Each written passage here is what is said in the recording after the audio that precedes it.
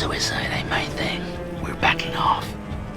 It's very important when you approach any encounter in this game to plan. You spot anything? Plan. It's all about planning. Careful. They're all over the place, and we can't find them all at once. That had to hurt. No one dares come here and challenge us! Be strong! We got metal giant! Neutralize all mutant intruders. When we were prototyping the Mutant Year Zero video game, we wanted the game to feel very close to the experience you have when you play the pen and paper role-playing game.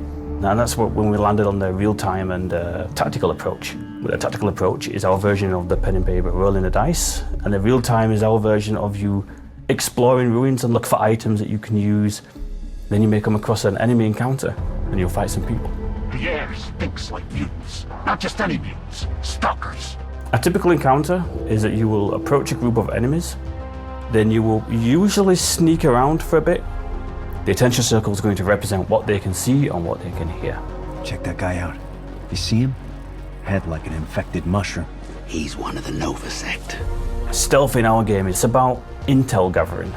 Gathering as much information as you can about the enemies you're about to face, so you feel like you can prepare yourself to take them on. Hear my voice within your heads. And then once you know what kind of enemies are here, then you'll probably look at your mutation loadout and make sure that you've got the most optimal mutations equipped.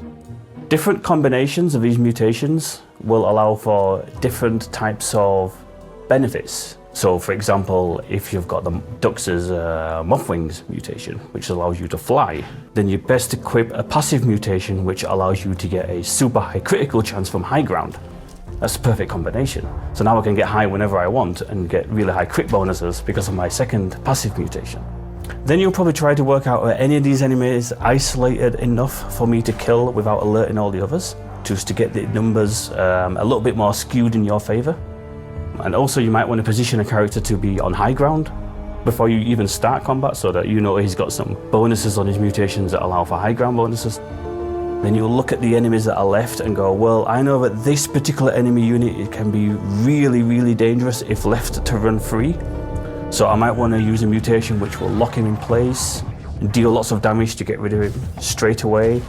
Or maybe this other enemy unit, if they get a turn, they'll call for extra help, and I'm not really equipped to deal with extra numbers right now, so I need to take that one down first. So it becomes a case of studying the playfield and figuring out your strategy before you press your ambush button. And then when you're in tactical, it's all about trying to make your plan work.